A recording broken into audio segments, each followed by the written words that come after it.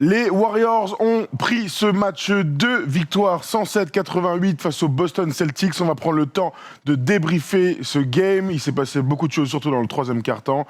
Il y a eu un énorme écart et surtout pas eu de quatrième quart-temps à notre plus grand regret. On est quand même en forme avec Erwan. Comment ça va, mon grand? Ça va un petit peu frustré de ne pas avoir eu de quatrième quart-temps. On se souvient forcément du match 1 et de ce quatrième quart-temps incroyable. Là, c'est un match qui a duré 36 minutes. Oui, c'est ça, 38. Non, 36, c'était bien. 36, je sais pas pourquoi je m'enflamme. Voilà, il me manquait un petit carton quand même, mais il y a plein de choses intéressantes quand même à ressortir sur 3 cartons. Absolument, il y a plein de choses à dire, hein. La première mi-temps notamment, le troisième quart-temps, et on évitera évidemment de, sans vous faire offense, hein, de débriefer à fond le quatrième quart-temps, même si vous avez peut-être envie de parler de Jordan Poole, hein, qui était très bon, ou de Moses Moody qui est rentré, ou de notre ami Luc Cornette qui a marqué un panier. On a vu Nick Stauskas. Je suis pas sûr que ce soit pour ça que nous restons éveillés pendant toute la nuit devant ces finales NBA, puisque Nick Stauskas qui est dans un match de finales NBA, ça restera quand même l'information de la soirée. On va prendre le temps, comme toujours, hein, de lire vos commentaires, de discuter avec vous, puisque nous sommes en direct sur Twitch. Si toi tu regardes sur YouTube, eh bien, tu sais que nous pouvons débriefer ensemble sur Twitch juste après le match, après chaque rencontre. Hein. Le prochain match, ce sera mercredi soir. Erwan, tu me parlais de frustration, c'est ce qui prédomine pour toi, ou est-ce que tu vas quand même retenir la performance des Warriors avant de rentrer dans le sujet? Non, frustration, parce que là, les matchs de finale NBA, c'est une fois par an. On aime bien quand les matchs vont au bout. Maintenant, ce que je vais retenir, c'est quand même la réaction. La réaction des Warriors, et ça n'a pas été simple. Alors certes, le score est flatteur, l'écart est même monté à plus de 30 points. C'était pas arrivé d'ailleurs aux Celtics de se faire ouvrir de plus de 30 points. C'était, je l'ai noté là, boum, avec mon petit Max, c'était le 22 octobre 2021 face aux Warriors, face aux Raptors. Depuis en 2022, on sait qu'ils sont très bien, ils n'avaient pas pris de doudoune comme ça. Donc c'est assez rare pour être souligné, mais surtout on va revenir d'abord, en priorité, sur la belle performance des Warriors, la belle réaction. Il y a un Steph Curry incroyable, qui pour l'instant, en 2 matchs, réalise les meilleures finales qu'il ait pu faire. Alors, il faut absolument répondre à cette question avant d'entrer dans le vif du sujet, je le disais. Il y a Will Yarpa, hein, qui pose cette question à 4h45. Erwan, tu rases tous les combien ton caillou, et au rasoir électrique ou manuel? Voilà, il faut absolument que tu répondes parce que ça fait 5 fois que tu Alors, poses je la rase question. tous les jours, quasiment. Donc, douche manuelle, et je finis au rasoir électrique brown devant mon miroir. Voilà, j'espère pour un crâne luisant. J'espère qu'on a répondu à ces questions. Hein. 4h45. Et ça marche au sol, ça marche pas que sur le crâne, si tu vois ce que je veux dire. Bon, tu fais aussi l'oignon pour que ça soit luisant. Non, c'est pas ça à quoi tu pensais. Bon, très bien. 4h45, je rappelle. Allons dans le vif du sujet, les amis. Je vais reprendre mes notes pour recommencer ce match, entre guillemets. On va prendre le temps, hein, quand même de débriefer tout ça. Tac, mes notes, elles sont là.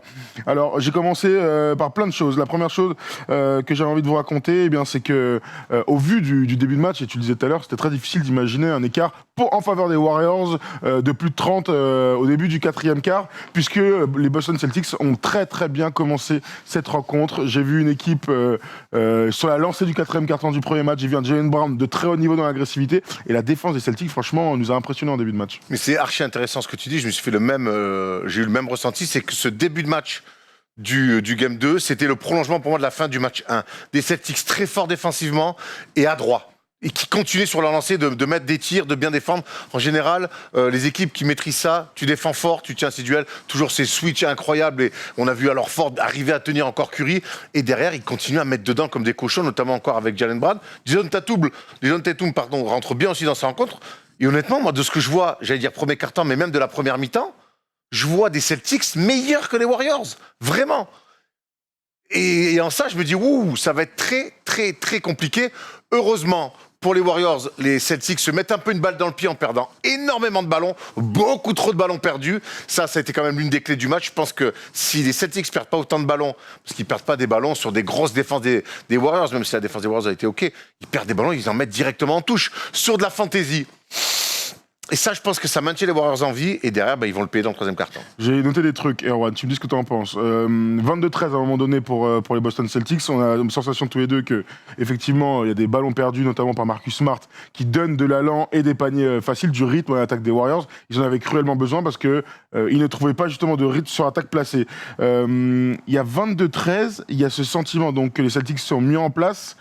Et il y a surtout un sentiment qui était partagé par un gars qui joue du côté de la Californie, un Français qui s'appelle Nicolas Batum, qui nous posait la question à tous les deux. Est-ce que vous sentez les Warriors sereins? Moi, j'avais noté à ce moment-là, les Warriors jouent déjà avec un sentiment d'urgence. J'ai l'impression que dès le début de match, il restait 4 minutes à jouer et qu'ils étaient à moins 12.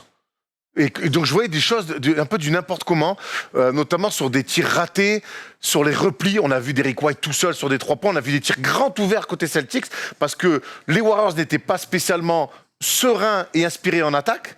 Et derrière, en plus, ils tentaient des interceptions. On a vu Steph Curry notamment, ou Klay Thompson, Jordan Poole même, tenter des interceptions au milieu de terrain, les rater et derrière se faire ouvrir sur de la transition et en donnant des grands tirs ouverts. C'était très désorganisé, je trouvais, ce début de match des Warriors. Alors qu'on se dit qu'après le match 1, avoir vu la vidéo, comme Draymond Green nous l'a confié en conférence de presse, je m'attendais à un plan de jeu un petit peu plus maîtrisé. Ça n'a pas été le cas. Je te dis, les ballons perdus et Steph Curry qui quand même réussit quand même à maintenir cette équipe-là à flot, finalement les Warriors se retrouvent à mener de manière, à mon goût, assez miraculeuse à la mi-temps. Alors je continue à regarder. 31-30 à la fin du premier quart-temps, avec une fin de premier quart-temps, avec le rythme qui s'accélère. Le premier quart-temps était tellement long. Pour tous ceux qui ont regardé le match en direct, il y a eu un nombre de temps morts, de fautes, de machin. Les 8 premières minutes du premier quart-temps ont été interminables. Et finalement, à la fin, il y a le level augmente avec des tirs à 3 points de Tatum. On voit un enchaînement de belles actions. Et on se dit, ça y est, notre finale NBA s'est lancée. Bon, finalement, que nenni, puisque dans le deuxième quart, les défenses reprennent l'ascendant sur les attaques. On voit un Derrick White qui est très bon dans cette première mi-temps, qui décante des choses sur des pénétrations, sur des petites passes, sur des tirs externes, et commence à arriver des choses qu'on n'imaginait pas au début des finales. 2 choses, c'est qu'Andrew Wiggins rate beaucoup de lay-up, mais des lay-up dont un, à un moment donné, le 4e qui rate, c'est un grand lay-up ouvert sur sa gauche, main droite, il rate, tu dis, oh, t'es sérieux poteau? Et le show, entre guillemets, Klay Thompson débute aussi, il a 1 sur 7 à ce moment-là du match, et des tirs à lui qu'il n'arrive pas à marquer. Alors, je suis pas tout à fait d'accord sur le tir à lui. Je trouve qu'il les précipite, qu'il force un peu, La grande qualité qu'avait Klay Thompson et qu'a Klay Thompson, c'est les changements de rythme par moment. C'est toujours cette course nonchalante et puis sur 3-4 mètres, peut-être un peu moins, capable de mettre une accélération, attraper, shooter. Là, je trouve qu'il est tout le temps dans le même rythme, qu'il se cherche un peu, qu'il prend des tirs. Je trouve que ça manque de conviction, tout ça. Peut-être qu'il a plus l'essence pour, hein. Peut-être qu'il n'a pas l'essence encore pour retrouver ses sensations sur une finale NBA, parce qu'on sait que dans l'intensité d'une finale NBA, c'est le climax d'une saison. C'est une inquiétude. Ce soir, les Warriors peuvent aller dormir l'esprit serein, d'être revenus à 1 partout, parce que on imagine que tu perds 2 à la maison, c'est terrible. Mais il y a quand même une énorme interrogation autour de Klay Thompson. Avec ce mec-là, de toute façon, on va évidemment pas l'enterrer. Il est capable d'en mettre 35 sur le match 3. Pour l'instant, en tout cas, il est vraiment dans une vraie panne d'adresse. Et plus que de l'adresse, c'est même de sensation, parce que pour moi, sa sélection de tir, c'est pas le Klay Thompson collectif qu'on connaît. Alors restons un peu sur Klay Thompson, on continuera le déroulé du match, on a vu ses stats, donc 11 points, 2 pertes de balles et surtout ce pourcentage, mais incroyable, 4 sur 19 au tir, il est passé complètement à côté, 1 sur 8 à 3 points, et ce qui a été terrible, c'est qu'à un moment donné, tu as l'impression avec ce tir dans le 3e quart à 45, que ça y est, il lançait enfin son match. En fait, pas du tout. Ça continue à galérer, même au point que dans le 4e quart-temps, Steve Kerr le laisse pour qu'il essaye de finir sur une bonne note. Il continue à croquer, clairement, avec beaucoup de tirs à mi-distance très courts. Je disais des tirs à Klay Thompson parce que pour moi, ces tirs-là, c'est ce qu'il met d'habitude. Alors oui, il précipite parce qu'il est frustré et qu'il a envie de conjurer ce sort-là, mais Klay Thompson, là, les tirs qu'il prend, je les ai vus en marquer des milliers, des comme ça. Non, mais t'as raison. Évidemment que c'est ces tirs-là sur des situations, des remontées d'écran. Il a un petit peu moins dribblé que sur le match 1.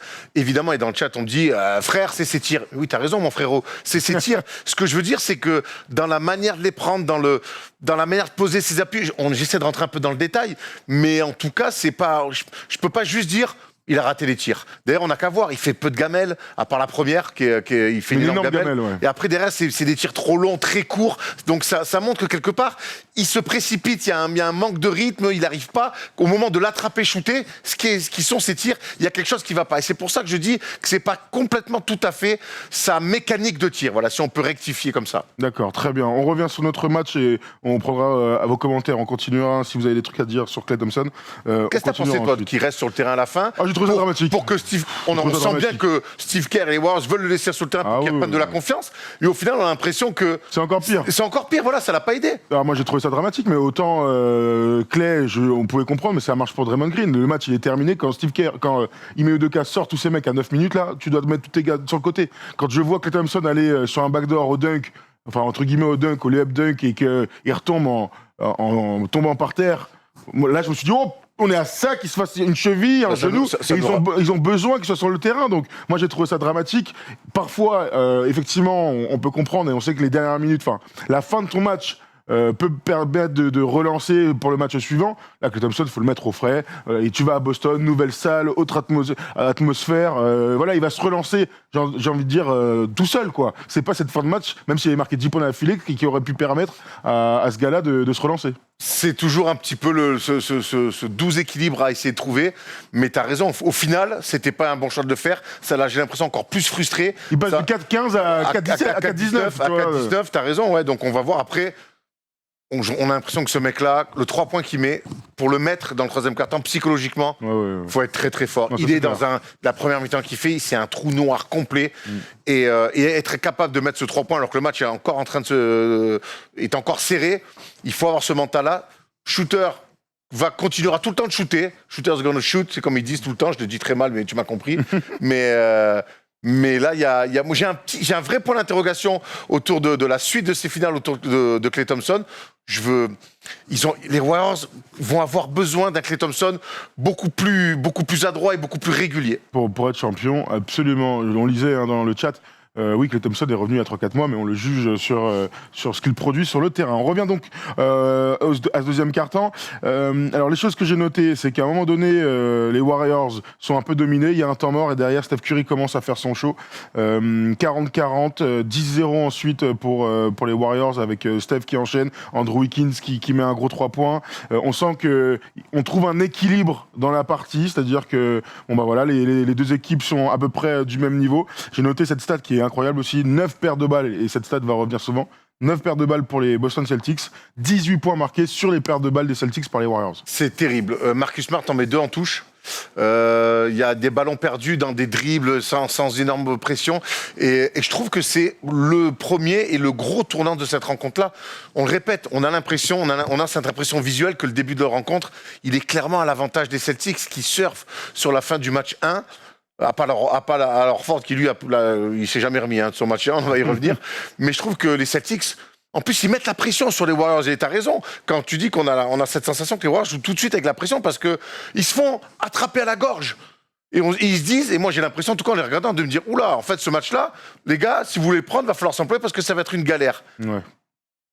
Et derrière, avec ces pertes de balles, finalement, ils redonnent des munitions gratuites aux Warriors, et derrière, tu le dis, la stat, elle est terrible sur les 9 ballons perdus, tu mets 18 points, et ces 18 points-là, c'est ce qui permet de rester dans le match aux Warriors, parce que j'en reste persuadé que sans ça, ou en tout cas avec un peu moins de ballons perdus, les Celtics finissent la mi-temps avec plus 10, plus 12. Bon, en tout cas, on arrive à la mi-temps avec un score de 52-50, au match d'avant, c'était 56-52, donc on est exactement dans les mêmes eaux. Ce qu'on retient, c'est que tout passe par Stephen Curry, qui est un casse-point à la mi-temps, vraiment sans lui, c'est pas la même équipe, mais surtout, t'as l'impression qu'il n'y a plus aucune créa pour les joueurs des Warriors. Wiggins montre du cœur et est plutôt maladroit. Boston finit la première mi-temps à 10 sur 19 à 3 points. Et c'est ce qu'on s'est dit beaucoup en première mi-temps. Ils ont très peu manqué de tirs ouverts. Jaylen Brown a été fantastique. Jason Tatum a été très fort lui aussi. Derrick White a été capable. Derrick White aussi. L'adresse, c'est fantastique au basket quand ça tombe dedans. Évidemment que c'est facile de jouer, c'est facile de coacher, c'est facile de défendre. C'est une drogue, le tir à 3 points dans le basket. Donc quand ça rentre dedans, évidemment, on est tout là-haut. Maintenant, comme toutes les drogues, malheureusement, il y a une descente. Et quand les Celtics ne mettent plus dedans, j'ai retrouvé des Celtics de début de saison, c'est-à-dire qu'ils ne vivaient et mouraient que par leur adresse extérieure. Il aurait fallu trouver de l'alternance. Et là, il n'y a pas eu le relais qu'il y a eu souvent dans ces playoffs-là. Grant Williams, c'est pour l'instant inexistant sur ces finales. Al Horford, ce soir, est fantomatique. Il a fait des choses. Et tu as eu cette formule très juste pour dire qu'il a été aussi mauvais ce soir qu'il a été bon dans le match 1. Derrick White, en deuxième mi-temps, disparaît. Et cette alternance où, justement, il faut amener peut-être la balle intérieure, Jason Tatum peut-être sur du post-up, on n'a plus vu. Ils ont continué à insister sur des tirs externes. Et finalement, ils sont retombés dans des travers, mais vieux d'il y a presque 6 mois. C'est-à-dire que si on met dedans, on est bien. Si on met plus dedans, on n'est pas bien. Cette équipe vaut mieux que ça. Autre chose que je viens de voir dans le chat, et tu as tout à fait raison, mon ami, de souligner ça, J'ai 10 sur 19 à 3 points pour Boston. Au global, ils sont à 17 sur 44 au tir, ça fait 38%. Un peu de faiblesse donc incroyable. Ça fait peu sur les tirs à 2 points. Par exemple, Jaylen Brown est à 4 sur 12 au tir et Tatum est à 7 sur 16. Il y avait une stat aussi qui est sortie dans la première mi-temps, c'est qu'à un moment donné, Tatum et Brown compilaient 29 points sur les 33 points marqués par les Boston Celtics. C'était archi méga dépendant de leur superstar. Pas eu de relais. Marcus Smart, quand on voit l'importance de Marcus Smart sur ses runs de playoffs, pas assez présent offensivement. Et pourtant, ils sont dans le match. Derrick White, c'est bien, il n'y a qu'une mi-temps. Alors Ford vraiment est transparent sur ce match-là. J'ai pas compris le match d'Alorford. Après, faut se mettre aussi à la place. Il sort d'un match, peut-être le match de sa vie, sur le match des finales. Tout ça, c'est un mec à 36 ans. Faut digérer tout ça. Draymond Green est rentré, lui a mis une guerre physique aussi, de vitesse, à être dans ses jambes. Pas simple pour notre ami Alorford, mais c'est ça la réalité d'une finale. Et la réalité d'une finale, c'est que chaque match, l'histoire est différente. Le match 1, c'était une histoire qui était plutôt favorable avec une jolie fin pour Alorford. Celle-là, la fin est pas bonne. Le match 3, on verra. C'est ça la beauté des finales. En tout cas, ce soir, Alorford, il est passé au travers. Voilà, ça ne veut pas dire que la suite sera... Mais en tout cas, ce soir, il a trop manqué à son équipe. En tout cas, son premier tir, il est dans le 3e quart-temps. Il y a aussi ça, on l'a pas cherché. On l'a pas cherché, on l'a pas trouvé. C'est vrai qu'il touche la balle très tard. Il a pas, en première mi-temps, il n'a pas la balle. Brown et Tatum font leur truc. Mais ça, c'est peut-être un ajustement aussi à faire. C'est vrai que c'est dur de reprocher à des gens autour de superstars de pas step up quand les mecs en ont besoin, quand t'as pas touché la balle pendant la première mi-temps. Bah oui, ça c'est clair. C'est peut-être trouver un équilibre un peu plus tôt, pas attendre que ça soit dur pour tes superstars pour que les autres se soient impliqués. Je te dis, il y a un mec pour moi qui caractérise un petit peu ça, c'est Grant Williams, qui fait un énorme run de playoff, et sur ses 2 premiers matchs, que ça soit défensivement et offensivement, je trouve qu'il est... On le retrouve pas pour l'instant, le Grant Williams qu'on a vu face aux Nets, face aux Bucks, et face à Miami. Trop peu d'influence dans le jeu, et même défensivement. C'est pas assez. On arrive donc à la mi-temps, 52-50. J'ai posé la question dans le chat, est-ce que vous sentiez que les Boston Celtics étaient peut-être dominants sur cette première mi-temps par rapport aux Warriors? 61% disaient que non, donc c'était plutôt kiff-kiff pour tout le monde. On avait l'impression, peut-être pas sur la fin de la première mi-temps, parce que les Warriors font le run de 10-0 là, mais que les Warriors étaient un peu dominés par cette équipe des Celtics. L'avantage pour les Warriors, c'est qu'il y a un 3e quart-temps dans les matchs NBA. Et que, encore une fois, comme à leur habitude, comme depuis des années, comme lors du premier match aussi, je vous rappelle qu'au premier match, ils gagnent 34-12 de mémoire le 4e quart-temps, et bien là, ils le gagnent 35-14. Quel incroyable 3e quart-temps. Et j'aimerais souligner en première instance la défense des Warriors, puisque 14 points inscrits par Boston, 4 sur 17, 2 sur 8 à 3 points, et 5 paires de balles. Ils ont été phénoménales défensivement et dans le rythme, les Warriors. Ils ont fait des choses que peu ont réussi à faire cette année en play-off avec les Celtics. Ils les ont fait reculer. Ils les ont vraiment fait reculer. On a retrouvé des rotations, des close-out qui se tenaient. On a arrêté de sauter sur la moindre feinte. On a rangé définitivement en deuxième mi-temps cette zone 3-2 de merde que Steve Kerr a sorti encore un petit peu en première mi-temps. Qu'est-ce qu'il fait avec cette vieille zonasse là ? Et on a déclenché beaucoup moins d'aides directes. En première mi-temps, je trouvais que les Warriors tenaient très peu de duels, ce qui déclenchait des aides trop franches, et chaque fois ça donnait des tirs ouverts. En deuxième mi-temps, on a tenu les duels, et là beaucoup de crédit à un mec qui a été maladroit ce soir, mais c'est Andrew Wiggins qui encore une fois donné beaucoup de là, défensivement, il tient les duels, il va chercher les mecs hauts, et ça c'était intéressant. Draymond Green et vraiment Wiggins, ils ont mis une pression sur la balle, où derrière forcément les rotations étaient plus simples pour les autres. Je continue à regarder quelques stats. Évidemment, Steph Curry est à sortir puisque les défenses ont donné de la course, la course a donné des paniers. Steph Curry, à un moment donné, a été extraordinaire avec ses tirs à 3 points, dont le tir à 9 mètres à 45, peut-être 9 mètres 50. Ce qu'on peut dire sur la défense des Celtics, qui est impressionnante, et on a cessé de le dire pendant les playoffs, c'est qu'à partir du moment où il y a Daniel Theis sur le terrain, et ben malheureusement, ils ont un point mort, c'est peut-être pas le bon mot, mais en tout cas, pick and roll à 2 mètres avant la ligne à 3 points. Daniel Theis, dans l'histoire, c'est un 3 points ouvert pour Steph Curry. Je ne comprends pas comment tu te fais battre une fois, tu te fais battre 2 fois, 3e fois, c'est encore la même chose. C'est impossible. Steph Curry qui arrive, qui prend un pick et qui a un tir grand ouvert derrière, on l'a compris, ça fait 15 ans qu'on le voit faire ça. Donc, gros bémol pour le coup à la tactique des Boston Celtics. Ils ont été complètement dépassés, t'as raison de dire qu'ils ont reculé, mais ils ont donné trop de tirs à la Steph Curry, facile pour Steph Curry, ce qui leur va permettre d'avoir ce momentum extraordinaire. C'est sûr qu'aujourd'hui, les Celtics ne peuvent pas s'étonner de se dire « Oh, Steph Curry nous a tués à 3 points ». Non, on le sait que derrière les pick and roll, au lieu de faire un pas en arrière, il faut faire un pas en avant. Et c'est vrai que j'ai voire deux, voire deux. Et Jeff Van Gundy, d'ailleurs, c'est égosiller la voix aussi aux commentaires en disant « Mais pourquoi tu vas-y là. Pourquoi tu recules en fait? Qu'est-ce que tu crains au pire? C'est vrai que c'était notamment ce tir dans l'elbow là à 45 assez loin, c'est avec autoporteur. Au pire, donne le rôle à autoporteur et puis on verra. Et puis on verra ce qui se passe ailleurs. D'ailleurs, autoporteur très précieux dans ce run là définitif des Warriors. Mais c'est vrai qu'on a encore tendance à faire un espèce de pseudo contrôle derrière pick and roll sur le défenseur du piqueur. Hey mec, monte, mets-lui la pression. Oblige-le à tirer peut-être plus vite, oblige-le à faire une passe. Mais là, on peut dans des soirs comme ça. Il est en mission, Steph Curry. Dans son attitude, dans son regard, ça se voit qu'il est en mission. Même, après ce tir-là, tu sens qu'il a le doigt de faire son chimie et il le fait pas parce que, mec, on est concentré, c'est pas le moment de... S'il y avait eu 2-0, enfin en tout cas 1-0 sur le premier match, et dans un momentum, dans un deuxième match à domicile, être pas loin du 2-0, je pense qu'il aurait dansé. Mais en fait, là, c'est pas le moment. Et j'ai aimé ce côté, allez, je me retiens de pas le faire, parce que tu sentais que ça le démangeait un petit peu. Et Jordan Poole, à la fin, quand Jordan Poole, lui, arrive sur le terrain, est incroyable dans les 2 dernières minutes du troisième quart-temps, lui, il s'est pas privé pour envoyer des signes au public. Il a oublié un petit peu peut-être sa première mi-temps et son premier match. Ce qui est sûr, c'est que pour la suite, ce genre de situation-là, de tir ouvert derrière pick and roll sur Steph Curry, il y en aura toujours. Il va falloir quand même réduire la voilure énormément. Au premier match, ils en ont laissé beaucoup au début du match. Dans la deuxième mi-temps, il n'y a plus de tirs faciles pour Steph Curry, ça s'est inversé. Steph Curry a eu peu de tirs comme ça en première mi-temps.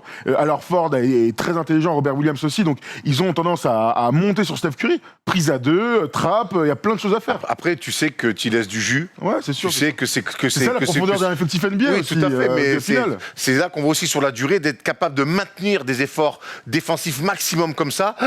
Sur la durée, c'est compliqué. Donc voilà. Mais en tout cas, ce qui est sûr, c'est que pour la suite, il va falloir que les Celtics limitent un maximum ce pic et encaisser un tir à 3 points derrière de Steph Curry.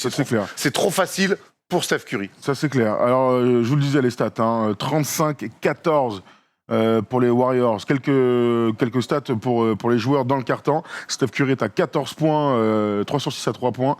Gary Payton, on l'a pas dit, mais donc revenait après sa blessure au coude et a été lancé dans la rotation pendant que Hydro Godala n'a pas joué, il a mal au genou. Il a été très bien, il a montré encore pourquoi il avait gagné sa place dans cette équipe avec une intensité défensive. Il est reparti au lay-up à un moment donné où les Warriors passaient leur vie à rater des lay-up. Il se fait un peu toucher dans les airs par Jaylen Brown. Il tombe. Tout le monde retient son souffle parce qu'on n'a pas envie de le voir se blesser. Je le vois mettre une énorme filoche à un moment donné dans le quatrième quart-temps. C'est le quatrième quart-temps, il met son tir à 3 points. Gary Payton est revenu dans la rotation. Est revenu dans la rotation et a montré pourquoi il était là. De la défense, de l'énergie, de la course. Et ils ont besoin de ça. Ouais, ils avaient besoin de ça, d'amener un petit peu de dureté. Draymond Green l'a montré. Mais c'est vrai qu'au relais, c'est lui, avant Jordan Poole, qui était sur le terrain et qui a amené un petit peu ce truc de chien, de dureté. Il faut, pour répondre au Smart, au Grant Williams, à Tatum, à Brown, il faut amener un petit peu de la dureté. Et c'est vrai qu'autour derrière Wiggins et Draymond Green, c'était bien. C'est un très bon passage qu'a fait Gary Payton Jr. sur les yeux de son papa, qui avait un magnifique t-shirt. Absolument, qui avait un t-shirt Gary Payton défendu par Gary Payton fils. Et c'est quand même la beauté des Américains. On adore. Mon père, il a le même, ça rend pas bien. Ouais, mais vous jouez de la guitare. C'est on joue de la guitare. C'est bien aussi. Il a un banjo, techniquement, c'est un banjo. Ouvrons vite fait le petit moment de Jordan Poole. Jordan Poole a été très très bon dans un moment où tu le voyais frustré. Dans le troisième quart-temps, il joue très peu. Il joue exactement 1 minute 19. Bien écoute, en 1 minute 19, il a rentabilisé avec une passe D pour Kevin Looney, première action. Deuxième action, tir à 3 points, grand ouvert, il marque. Dernière action du carton, cet incroyable tir de 38 pieds. C'est donc le 3e tir le plus loin de l'histoire des finales NBA. C'est une belle stat, ça. J'adore les Américains. Ils te sortent des stats de nulle part. Bon, celui-là est extraordinaire et c'était pour clôturer cet incroyable momentum du troisième carton. Ça va peut-être le débloquer, certainement le débloquer psychologiquement. Il n'empêche qu'on n'a certainement pas oublié son match 1 et le match 2, et son entrée dans le match 2, elle est dramatique. Il se fait contrer 2 fois sur la planche. Derrick White, ouais. Ça, c'est des signes. Ça, c'est des signes de mecs qui sont dépassés par le côté athlétique de ces finales NBA. Il finit avec des stats très correctes parce qu'il trouve de l'adresse, puis à la fin, il est dans le garbage où là, il fait un petit peu ce qu'il veut. Tant mieux pour les Warriors qu'il ait peut-être un petit peu franchi cette barre psychologique des finales NBA. Maintenant, les finales vont aller à Boston. La fanfaronnade, le sourire. Avant qu'il ait cette séquence-là d'1 minute, parce que tu as raison, il est benché de fou en deuxième mi-temps. Ouais. Steve Kerr, s'il ne trompe pas, il est très mauvais en première mi-temps. Et Steve Kerr le met quand il y a déjà un écart pour faire souffler Steph Curry. Et là, il a ses grands coups d'éclat. Maintenant, j'ai quand même trouvé encore un mec qui souffre beaucoup physiquement des deux côtés du terrain. Les matchs vont aller à Boston, ça va être une autre atmosphère. Il va falloir qu'il reste concentré, notamment Jordan Poole. Je le trouve qu'il parle beaucoup aux arbitres, veut réclamer des choses d'un statut qu'il n'a pas encore. En tout cas, dans le chat, vous êtes chaud sur Jordan Poole. Hein. Jordan Poole est un Instagrammeur. Jordan Poole, c'est moi où il a l'air un peu imbuvable, me dit Petit Jean. Moi, ce dont je suis sûr, c'est que si Jordan Poole est bon, difficile de battre les Warriors, voire impossible. T'as raison, et je crois que même si alors ça sort comme ça sort, et je peux comprendre que les gens soient agacés, je crois que pour lui, peut-être c'est aussi une libération. Ouais. Les gars, rendez-vous compte, tu joues des finales NBA, il y a 2 ans, tu étais en G-League, tu as un rôle important, tu viens de le dire, Tom, si Jordan Poole est bon, très compliqué de battre les Warriors. Pour lui, il y a aussi un côté, oh, enfin, ça y est, je retrouve mes sensations, je mets des paniers, j'ai un impact. Et ça, alors oui, ça sort avec du sourire et tout, mais c'est important aussi, c'est important pour lui. On arrive au début du 4e quart-temps, on va pas vous faire l'offense de débriefer ce match-là. Ce qui est sûr, c'est que dès la 2e ou la 3e minute de ce quart-temps, eh bien, Ime Udoka a dit bon, on arrête les frais. On met les restats sur le côté, ça sert à rien. De toute façon, on est à moins 30, on va rien jouer. Et donc, sont entrés nos amis Stauskas, Nick Cornette, Naismith et autres pimpoy des Boston Celtics, même s'ils sont bien meilleurs que nous, évidemment. Hein. Je dis ça sans vouloir les défier à l'Obs Factory. Hein. Bah, moi, je veux bien les défier à l'Obs Factory le mardi à midi. On va voir. Attends, qu'est-ce que ça veut dire? On va aller trapper du Cornette en 3-3, il va pas comprendre. C'est clair. Parlons vite fait des coachs. On a loué Ime Udoka qui a outcoaché sur cette période incroyable Steve Kerr lors du premier match, sans dire que la tendance s'est inversée. J'ai pas l'impression que ça s'est joué vraiment tactiquement, à part ce qu'on a dit sur notre ami Daniel Tice, mais je suis sûr que Udoka lui a dit de monter à un moment donné. Peut-être que le joueur l'a pas fait. La tendance, pour moi, c'est pas inversé. Mais par contre, j'ai Steve Kerr qui a eu des rotations très cheloues, qui était en autogestion sur le match 1. Je trouvais que là, pour le coup, et on va en parler après avec Steph Curry, la gestion notamment de Steph Curry, de ses temps de repos, à un moment donné, on est en finale NBA, tout doit passer par Steph Curry. Ah oui. Tout doit passer par Steph Curry. Et là, Steve Kerr, quelque part, il a arrêté un petit peu de pianoter, de vouloir donner un peu là, et notamment le choix de Jordan Poole out carrément sur les 8 premières minutes du 3e quart-temps, de pas du tout le faire jouer, de responsabiliser Steph Curry sur toute la création, tous les ballons passés par lui. Eh ben voilà, c'est exactement ça qu'il faut faire. Je pense qu'il a resserré un petit peu son coaching, il s'est un petit peu plus adapté au scénario du match, et c'est tant mieux. Ça veut dire que quelque part, il a dit qu'il fallait que lui-même, il adapte aussi son coaching et pas qu'il soit juste en mode tiens, c'est la 8e minute du 3e quart-temps, ça vient à toi de rentrer, parce que ça lui a coûté assez cher dans le match 1. Ça, c'est clair. En tout cas, ce qui est sûr, c'est qu'il a joué 32 minutes sur les 36 possibles. Il n'a pas du tout joué du 4e quart-temps. Il a joué tout le 3e quart-temps. Ils ne se sont pas posé la question, mais ça marche pour Andrew Wiggins. À un moment donné, il faut laisser les hommes forts. Moi, je crois qu'une finale NBA, ça se gagne au forceps. De toute façon, tu seras fatigué que tu joues 32 ou 38. Donc, laisse Steph Curry le plus longtemps possible, sauf problème de faute. Ah, les finales où tu as Kevin Durant et tu gagnes 4-0, 4-1 contre les Cavs, ça ne sera pas ça, là, c'est sûr. Non, a priori, bon, il n'y aura pas 4-1, on ne sait jamais. Hein. Il pourrait en gagner 4 de suite, mais sur le principe, Steve Kerr, en tout cas, a arrêté de subir le match. Enfin, en tout cas, a décidé de réagir au match. Tu as entièrement raison. On va passer au top et au flop. Allez, les tops. D'abord, on va regarder ensemble ce que la rédaction de First Team a choisi. Stephen Curry, donc, le 3e quart-temps, le fameux 3e quart-temps all-time des Warriors. Et ensuite, on va parler de la défense, évidemment, la défense de Boston. On a parlé un peu de tout ça, mais j'ai encore quelques stats à vous sortir. Défense des Warriors. Ah oui, c'est l'état, pardon, la défense des Warriors, bien sûr. On revient sur Steph Curry. Tu le disais, il a été très bon, très concentré. Il a été contrarié en début de match, mais c'est lui qui, par des paniers un peu magiques, je pense à ce tout premier panier à 2 points, il fait une fin tacle, le panier avec les dribbles dans le dos à la fin du premier quart-temps. Il a été leader aussi dans ce qu'il a dégagé, du sérieux et de la concentration. Rassurant. Il est rassurant. Voilà ce qu'il a fait quand je trouve que son équipe a un petit peu bégayé son basket sur la première mi-temps. C'est lui qui les tient. C'est lui qui va mettre les paniers à un moment donné, qui quand il tombe dedans, tu fais « Oh, celui-là, il fait du bien ». Tu les vois, ces paniers-là, c'est exactement ce qu'il a fait Steph Curry. Il a fait ça en première mi-temps et en deuxième mi-temps. Il crée tellement de décalage qu'au bout d'un moment, c'est lui qui crée cet écart-là par son adresse, 5 sur 12 à 3 points, mais tous les paniers à 3 points qu'il a mis, j'ai l'impression, ça a été des grands coups de poignard pour les Celtics. Et puis derrière, il crée des espaces aussi, et certains ont pu en profiter. Andrew Wiggins, un petit peu, autoporteur sur un tir dans le corner. Donc voilà, j'ai aimé aussi son côté, je vais provoquer, se rapprocher du panier, driver, provoquer un peu quelques fautes. Voilà, il a été au four et moulin. Pour moi, pour l'instant, il réalise un début de finale de très très haut niveau, mais il faudra qu'il fasse ça sur tous les matchs pour être champion. Les Warriors devront s'appuyer sur un Steph Curry monstrueux. Voilà. Et il est monstrueux pour l'instant. Et il est monstrueux. 29 points dans ce match-là, 34 au premier match, 30 points de moyenne pour l'instant sur les finales NBA. Si les Warriors sont champions, on sait qu'il sera MVP a priori. Quand je parle de Steph Curry, j'ai envie aussi de parler des mecs dont on n'a pas beaucoup parlé, mais c'est aussi la victoire des mecs qui ont un petit rôle. Kevin Looney a été très bon. Il a lancé Billy Cha qui a été bon. Gary Payton aussi. Je réfléchis. Autoporteur absolument précieux. Tous les mecs qui jouent 20 minutes ou moins ont été bons. Je fais une scission avec les titulaires, hein, évidemment, mais quand je vois le match de Kevin Looney, franchement, ils ont apporté énormément à cette équipe, ce qui leur a permis de ne pas avoir de creux très bas. Il y a le tout début du match, la première moitié du premier quart-temps, à l'avantage de Boston, mais finalement, ça s'équilibre énormément avant le fameux troisième quart-temps. Ça, c'est l'autre top énorme. Ils ont une faculté, ces mecs-là, à revenir en deuxième mi-temps. Tout le monde le sait, mais en fait, c'est comme si tu pouvais rien faire. C'est quand même étonnant, ce truc. C'est assez inexplicable. C'était déjà le cas au match 1, parce qu'on sait qu'on a tous en mémoire le quatrième quart-temps, mais en fait, le troisième quart-temps des Warriors était déjà une masterclass. Et là, c'est vrai que ils sont revenus avec déjà, mais c'est défensivement. Après, l'adresse a suivi et le show Steph Curry a commencé. Mais c'est défensivement, j'ai trouvé qu'on laissait beaucoup moins d'espace, beaucoup moins de tirs ouverts côté Celtics. Et puis je te dis, sur les close-outs, c'était mieux organisé. Et ça, quelque part, c'est pas trompeur. Tu tiens mieux les duels, il y a moins d'aide. Forcément, ta rotation, t'as moins de chemin à faire. Et comme par hasard, tu fais un run.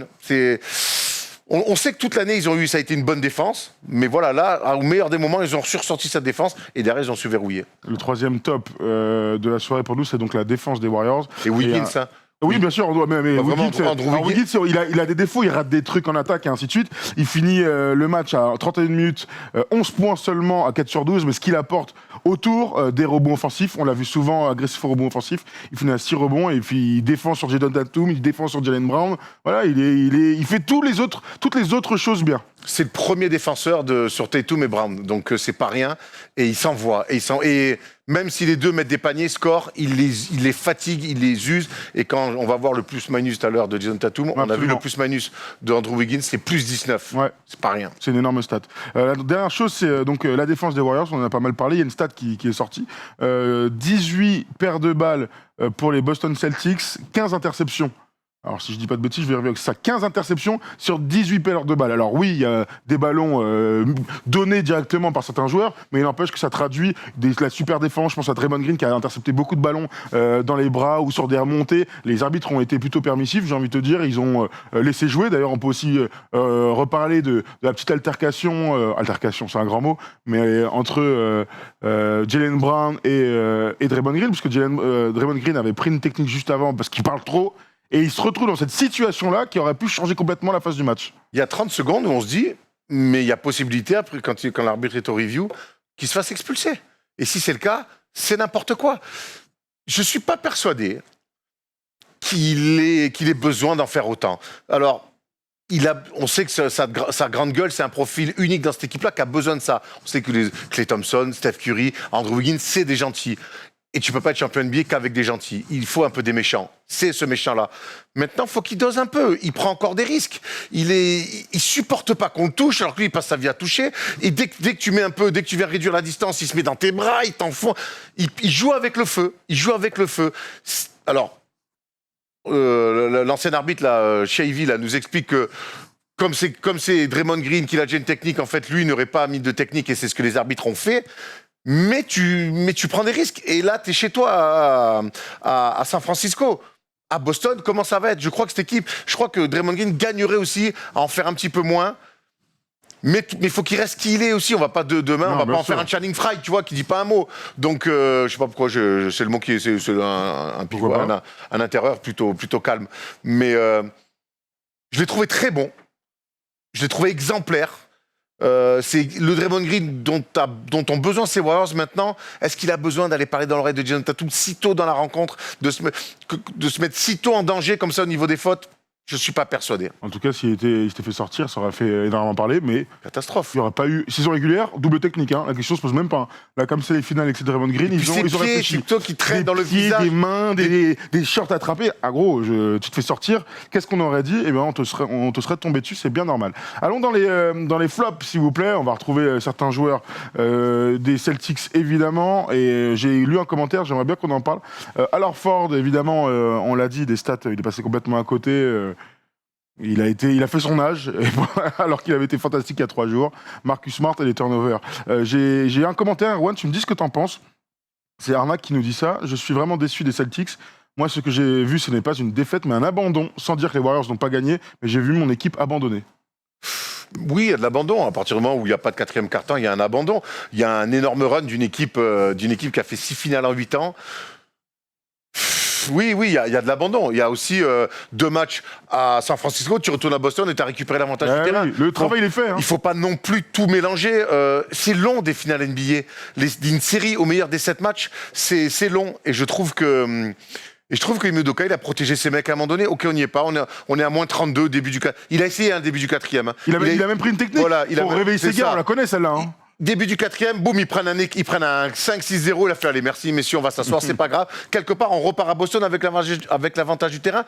Le job est fait. Alors oui, cette rencontre pour les fans des Celtics, elle est évidemment frustrante. On peut comprendre, surtout quand, moi je reste persuadé que sur la première mi-temps, on se dit, mais attends, on est plus fort que ces mecs-là. Moi, je vois une équipe des Celtics qui est plus forte que les Warriors sur la première mi-temps. Après, il y a le talent de Curry, il y a cette équipe des Warriors qui est quand même pas n'importe qui.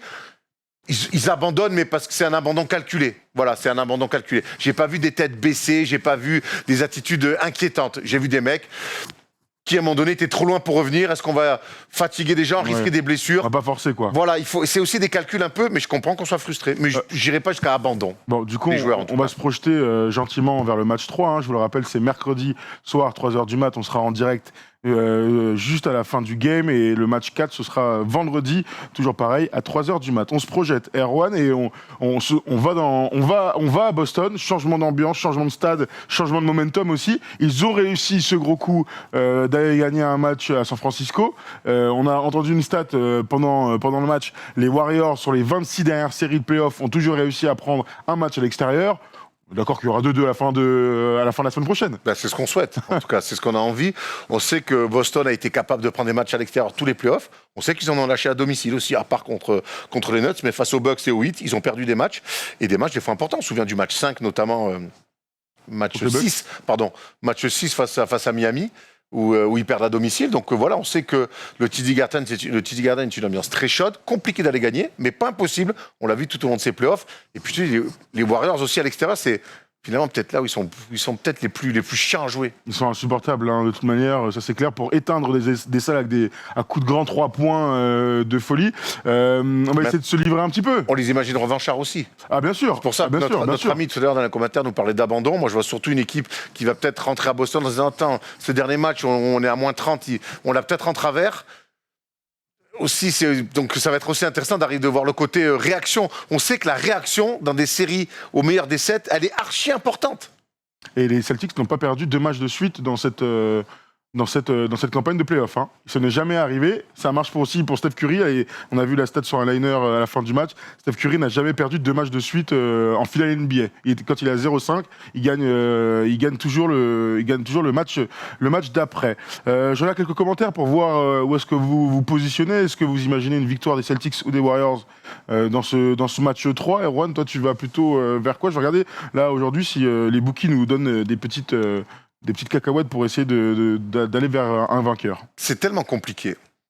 Ce qui est sûr, c'est que sur 2 matchs, les Warriors, sur le 3e quart-temps, font exploser les Celtics. Ça fait 2 fois d'affilée que les Celtics explosent sur un 3e quart-temps.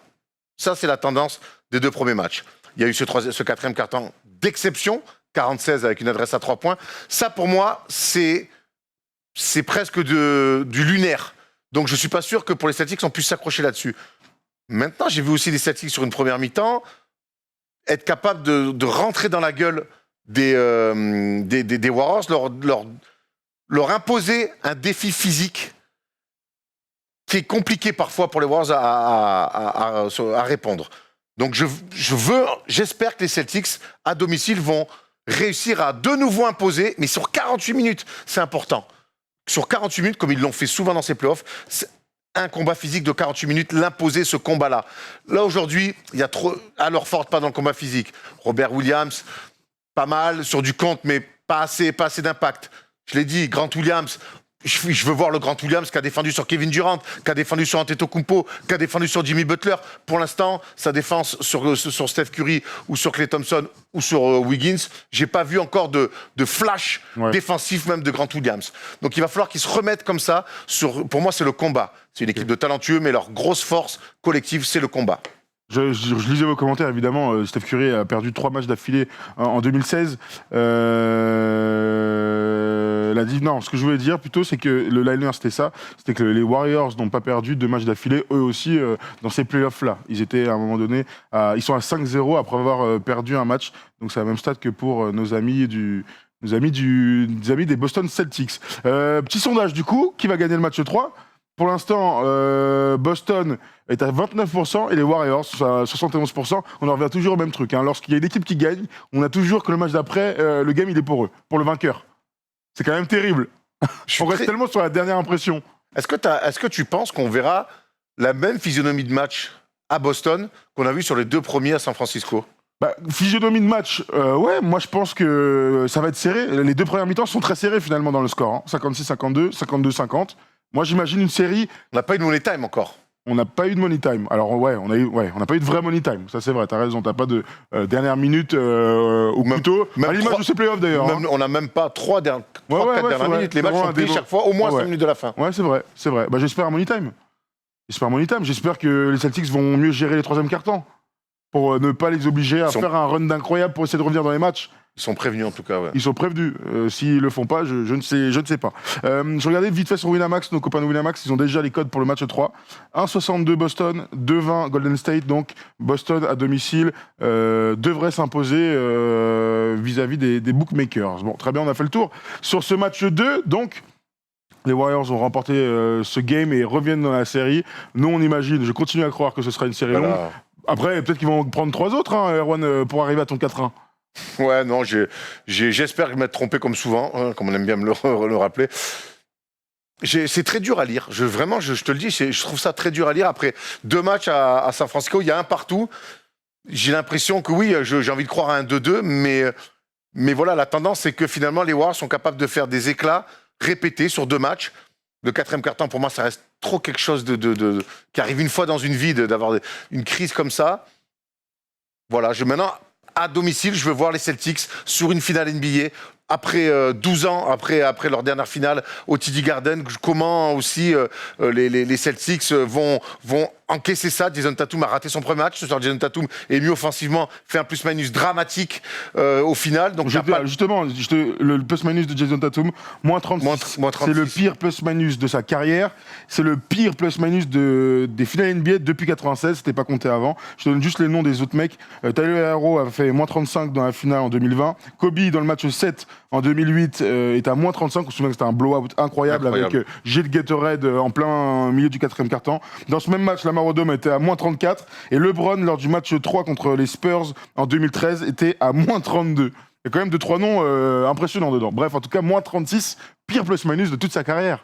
Ouais. Jason Tatum, c'est dingue. Et pourtant, il a été bien meilleur. Il a été bien meilleur, mais... C'est fou quand même. Ouais, moins 36. Il a été bien meilleur. Il y a quand même pour moi, il a une panoplie beaucoup plus large que ce qu'il pense avoir, j'imagine. Et là, il est à droit ce soir, il met quelques tirs à 3 points, mais je trouve que dans le dur, dans le moment faible, très faible du 3e quart-temps, j'aurais aimé, vu qu'Al Horford était complètement à la rue, qu'on aille le chercher sur du post-up, qu'il aille provoquer encore une fois un peu plus de fautes. Il l'a fait. Quand il l'a fait, il l'a bien fait, mais il l'a pas fait assez. Il l'a pas fait assez. Et on insistera toujours sur Jason Tatum là-dessus, c'est que quand lui est en panne d'adresse ou quand son équipe va mal, aller sur la ligne, casser un petit peu le jeu, être plus au drive. Je l'ai pas vu mettre un Tomar encore. Je l'ai pas vu mettre un Tomar sur un drive pendant ses finales NBA, alors qu'il est capable d'en mettre. De l'agressivité. On sait qu'il est élégant, qu'il peut, dans le dribble, créer plein de choses. Maintenant, aller au mastic un petit peu plus, provoquer des fautes aussi. Looney, Green, il faut aller les provoquer, ces mecs-là. Ce soir, ils n'ont pas été assez challengés. Non, ça c'est vrai. En tout cas, Jason Tatum et Jalen Brown, on pourra suivre leur perf pour les prochains matchs. Le sondage est terminé. Golden State vainqueur à 64% pour vous dans le chat lors du match 3. On a fait le tour? Ouais, on a fait le tour. T'as autre chose à dire? Non, vivement le match 3. Vivement le match 3. Ambiance à Boston, finale NBA à Boston. C'est toujours grand plaisir. C'est clair. Nous, on se retrouve mercredi à 18h dans Clutch sur Winamax FC, Winamax TV. C'est mieux, c'est une émission de foot sur Winamax FC. On sera ensemble avec Erwan et Rémi Réverchand depuis les États-Unis. Hein. Il a interviewé aujourd'hui Klay Thompson. Vous pouvez le regarder sur Bein. Et il nous a raconté que c'était très bien. On a vu l'interview. C'était très cool. Je vous conseille de le regarder. Merci à la régie. Vous avez régalé. 1200. Incroyable. Quoi, 1200? On est 1200. Ah, je crois que c'était mon salaire de la fin du mois, j'étais pas bien. Par jour, c'est par jour, ça. Ah, par jour, ça m'intéresse. Par contre, 1200 par jour, je vais être très riche à la fin du mois. Oui, ça parlait de Klay, cher ami, donc je t'invite à regarder le replay sur YouTube. Nous, on va se coucher, puisqu'on est fatigué. Demain, on se retrouve pour House of Sport à 16h30 sur le stream. Vous nous retrouvez un peu partout sur les réseaux sociaux du monde entier. On vous embrasse, on vous souhaite une bonne semaine, à mercredi. Told you I'm leaving, you would be so devastated. And I don't want no bullshit excuse. Like you ain't got no time for me, as if that shit was true. Just tell me how it is, how you want it. If you're down, want a summit, I got plans and you're one of them. Not trying to pretend. See, I don't know you at all, but I'm about it.